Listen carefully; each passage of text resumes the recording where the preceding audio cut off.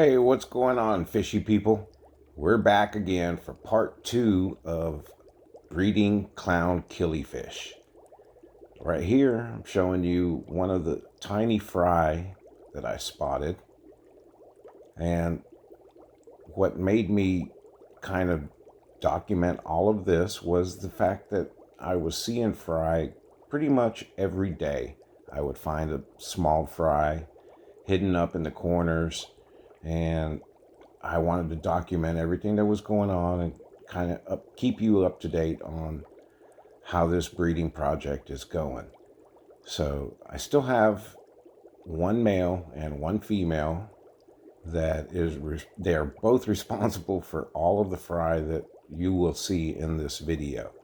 This is week 1 after I posted the original video, and you can see there that one that's right there behind the male is the largest one, is the first one that I spotted. And he was just coloring up in the previous video.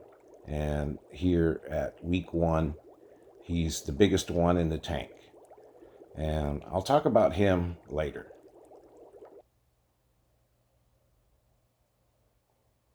So here we are, week 2. This is around the 13th of January, and I still have fry that I'm finding. They're very hard to find. You'll find them up in the corners like that, way up there. Sometimes you'll see them swimming around as they get a little bit older. I don't know how much older, a couple of hours, maybe a day older, they start swimming around a little bit more. But you can notice the water is still pretty still. There's not much food on the surface. It's kind of filmy almost.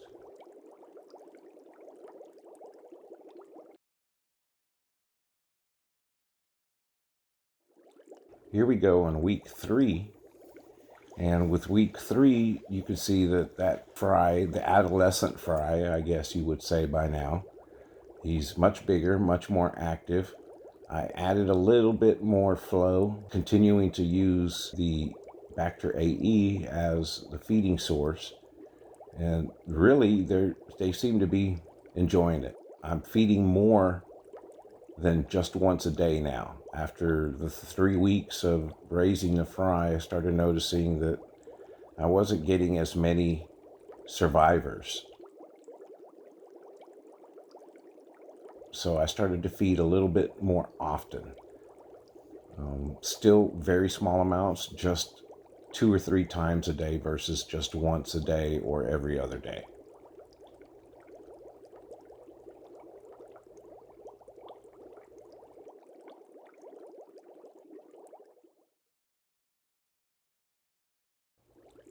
So why am I so concerned? You can see here there's another fry again.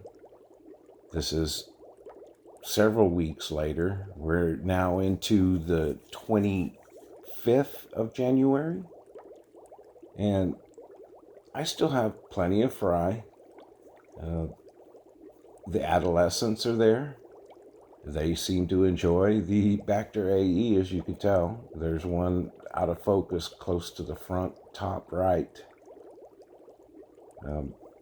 But there's plenty of fry in here. And so what I started thinking was that there's got to be something else that I can do to have more survivors, because throughout this whole entire process, I probably saw 50. I've probably seen at least 50 that I've counted. I know that I've pulled out almost 20 of them, and I put them in a breeder box on the side of the tank. That didn't work out so well. So I kind of ditched that project, stopped catching them out of the tank using a teardropper, and kind of letting them go. My biggest concern now, though, is the adolescents. You'll see why. And there's another one back there, the biggest one. You can barely see him. This is like playing a game of Where's Waldo when you're trying to look. And trust me, I have a good time going through this and trying to find them and see what they're doing. But really, I get the best view when I do the zoom in like this with my camera to be able to see what I got going on in there. Otherwise, they're really hard to find. They're really hard to see. And until they start getting really bright colors like the one that's hidden on the left side behind the leaves of the water sprite,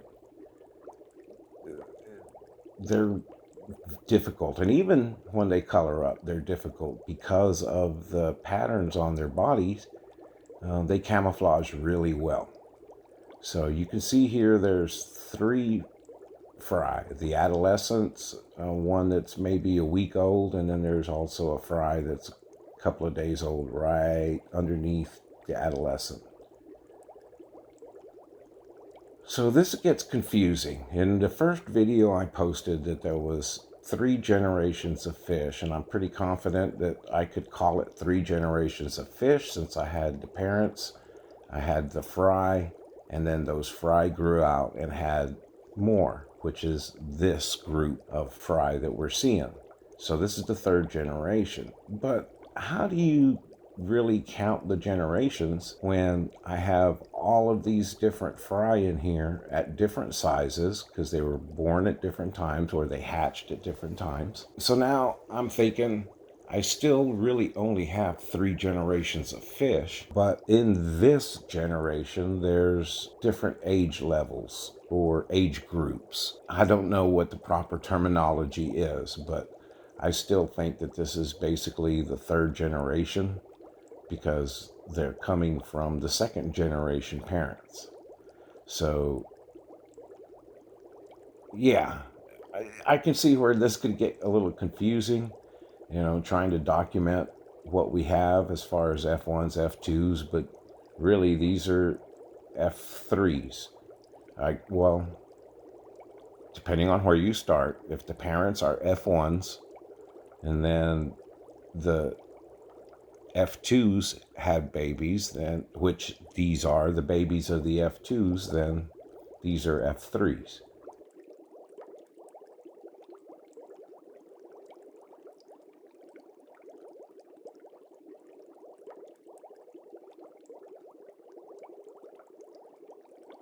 Did you see that? That was kind of cool.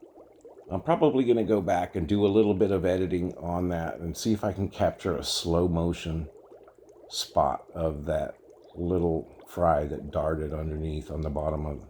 That was pretty cool looking. Like I said, I have these adolescents that are colored up. I have fry that I know are a couple of days old or a day old, or they're up at the top of the surface, up against the glass. And I have some other ones that are swimming around that are starting to show signs of coloration. And so it gets mixed up a little bit. I can see where it gets difficult. Really what I'm going to have eventually is several tanks breeding clown killifish. Right now I have this tank that is breeding successfully. Then I have another tank with a pair, and then I have a grow out tank with pretty much all females in it.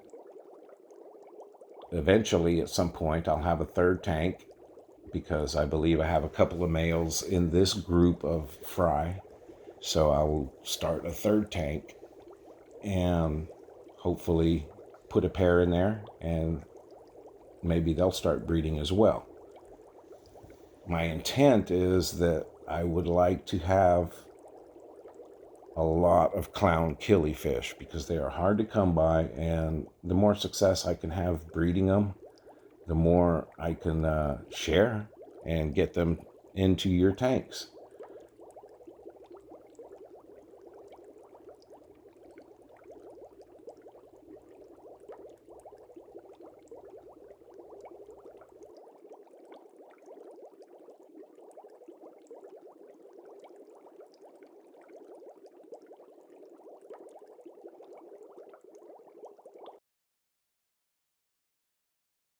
Now here we are 1 month to the day, January 31st. I posted the video on December 31st originally, so we're a month later.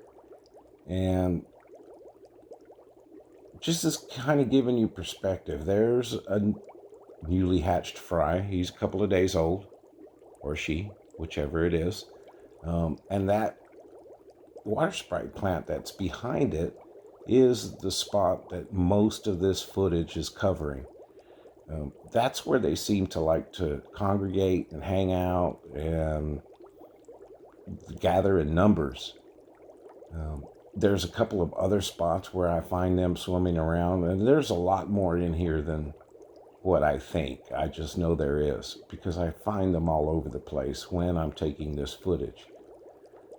For example, this right here, there's a little fry in the center of the shot there that I didn't expect to find there, because that's on the other side of the tank compared to where they normally are. And then I started looking down in the middle of the tank, not seeing much there. So, what do? Well, go back to the fishing hole, and I can look up here, and yes, there's one. Where's Waldo? Can you find him? I'm not going to put a circle there or anything, because that's the whole part of it, is hopefully I can help you learn to train your eyes to find them. But you could see back there, the camouflage, it's hard to see him, but there he is. Right behind the leaves, kind of just hanging out.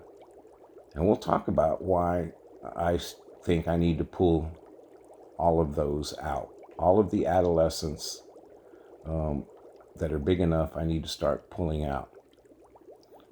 There's going to be a shot here coming up where you'll see why, because that little guy right there decides to get out. Now here's one that's probably a week or two old. I'm still not quite sure how long it takes, but you could see the one underneath it barely has any coloration to it. It's still almost clear body. And he's got a little bit, you could see a little bit of coloration starting to come. So he's probably a week old. And then the other one with the coloration on it is probably about 2 weeks old. They're such cool fish. Yeah, that one there. That one's probably about 2 weeks old. So you can definitely see there is an age difference between the two and a size difference. And right here, here's the money shot. You see that guy right there? He's just laying in the plants, super still. And at first when I was looking at it, I was kind of concerned. Hey, what's going on here? Is he sick? Nope. It really isn't sick. I didn't catch it because I moved the camera away. But as soon as I turned off filming this portion of the video, that little guy right there darted up to the top of the surface where a newly hatched fry was hanging out. That's why I believe it's time to pull him out.